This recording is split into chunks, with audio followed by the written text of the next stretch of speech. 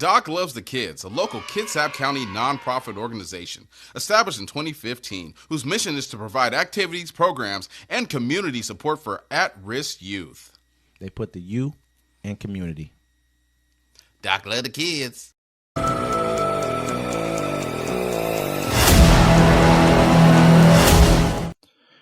Welcome to Uncommon Courtesy, where we give you the courtesy of conversation that's uncommonly spoke of. I'm D-Mac. I'm Wesley. And this is the show.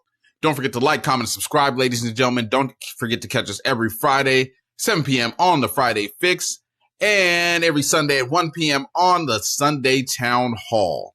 So, sir, how are you today?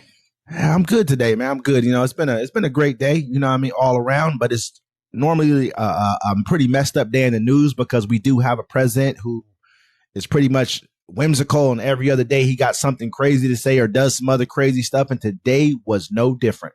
Yes. Republicans vote against move to stop ICE deporting U.S. citizens. House Republicans have voted down an effort to block immigration enforcers from using federal resources to detain or deport U.S. citizens. During the House Judiciary Committee meeting on Wednesday, Democrats tabled amendments to a sweeping budget bill that President Donald Trump has dubbed One Big Beautiful Bill. One amendment introduced by Representative Pramila Jayapal, or Pramila Jayapal, the Democrat from the Washington state, sought to make clear immigration and customs enforcement cannot detain or deport U.S. citizens under any circumstances. GOP lawmakers killed that amendment. Trump in April floated the idea of sending U.S. citizens convicted of violent crimes to El Salvador. The new Trump administration has also been accused of flouting court orders and deporting migrants without due process following campaign promises of mass deportation. The administration has denied such accusations. Any such moves risk a clash with the U.S. Supreme Court, which has said in a ruling last month that any deportee should first be given due process through the courts. Recent polling suggests Americans are also evenly divided over Trump's handling of immigration. On April 5th, Trump told reporters on Air Force One, "We have some horrible criminals, American grown, born, and that he is, all for sending them to prisons in El Salvador. I don't know what the law says on that," he added. Asked about Trump remarks, White House Press Secretary Caroline Leavitt said, "The president has said if it's legal, if there's a legal pathway to do that, he's not sure if." Asked about Trump's remarks, White House Press Secretary Caroline Leavitt said, "The president has said if it's legal, if there's a legal pathway to do that, he's not sure. We're not sure if there is. It's an idea he has simply floated and has discussed in an effort of transparency." Democrats have also raised concerns over removal of American children that were sent to Honduras with their mothers. So, I mean, people need to understand what's about to happen here pretty soon. And I told you during the summer, I mean, that's when it's going to be mostly the pinnacle of where everything's going to happen. They're going to start deporting U.S. citizens. You've been born here. Your family's been here. You've been here for generations, right? And you're going to say, well, how can they do this? And at first, they're going to do it to the brown folks because, you know, everyone around them's not going to worry about it because it's not going to affect them. Then they're going to start getting rid of their political rivals. So everybody needs to buckle down, buy guns while you still can, and be able to defend your homestead. You know what I'm saying? Because right now, what's about to happen really quickly is that our shelves, I think we have about, maybe by the time you see this, maybe a week and a half left of supplies before, you know, your shelves start to get empty. And that's going to cause a panic off tops.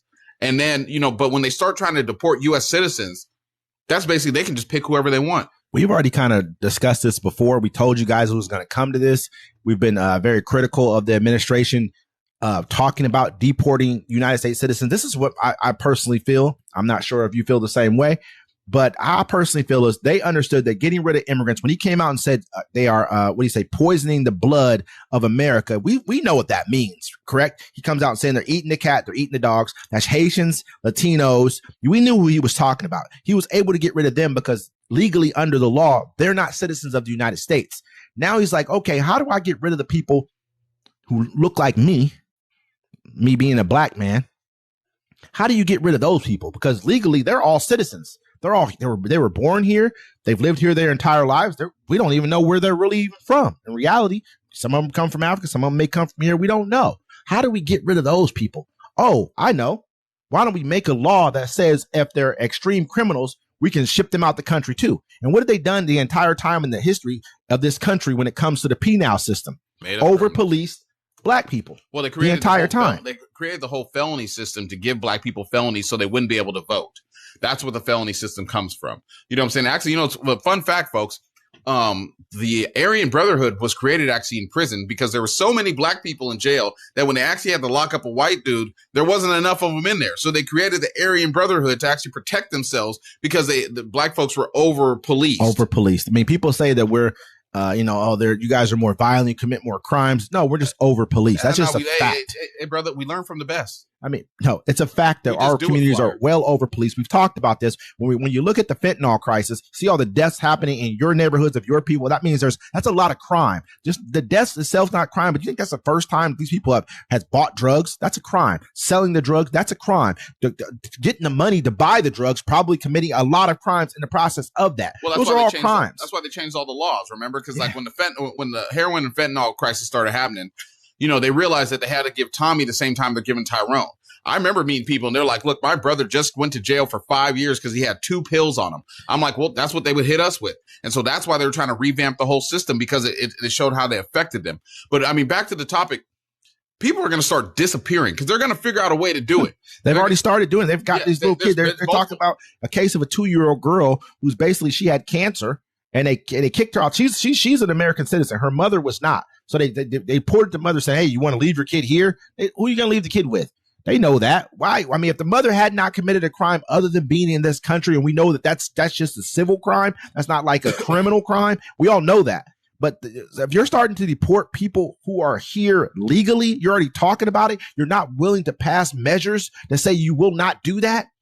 You're asking, like, okay, when we were talking about Marco Rubio said he's going to figure out a way to start deporting the most violent people, deporting from this country, citizens of this country. And who gets to define violence? Who does? They do. They get to define whatever they. Marco Rubio is a shield for Israel. I don't even want to hear him talk about violence, crime, nothing at all. I think his family were immigrants. I think his parents were immigrants. I think he's a first generation American.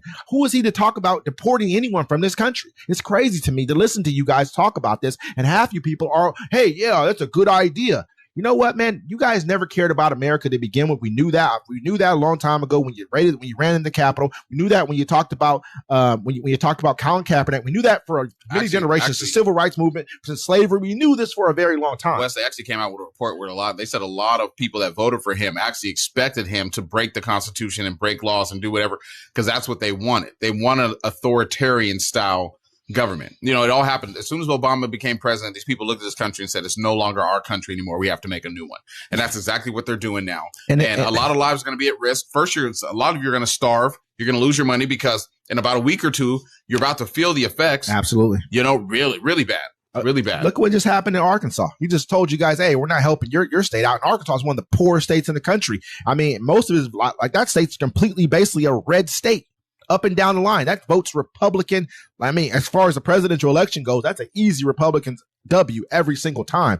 He told you guys, I ain't giving you nothing because he don't care about you. But you guys are so filled with hate. Again, back to Lyndon B. Johnson. Sarah Sanders Huckabee asked him to reconsider sending that stuff, the FEMA help.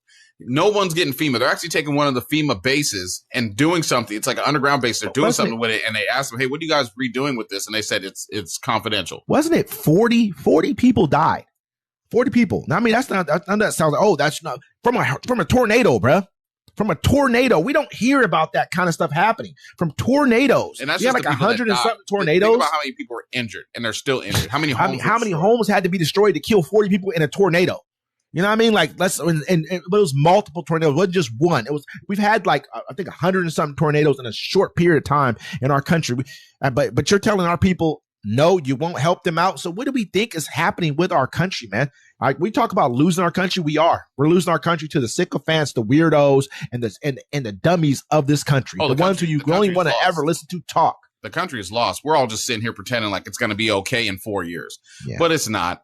And I told you by the summertime, you're going to realize exactly what kind of mess it's going to be sooner than that. Like you said, we only got a few weeks left of stuff on the shelves, man. And it's going to turn into chaos from there. He's telling you already. He said, hey, stock up on your canned foods. Stock up if you have time and you have money, buy yourself some guns, buy yourself a couple of pieces of cardboard so you can cardboard up your windows, try to get security cameras and try to get you something where you can actually power your home without having to use the electricity that's coming from the electricity company. The more self-sufficient you can be in these times, the safer you and your family will be, because when you have to leave your house and forage, or if you have enough space where somebody can come and take your stuff, then you're going to fill out the reality of what's going on in your city and your town.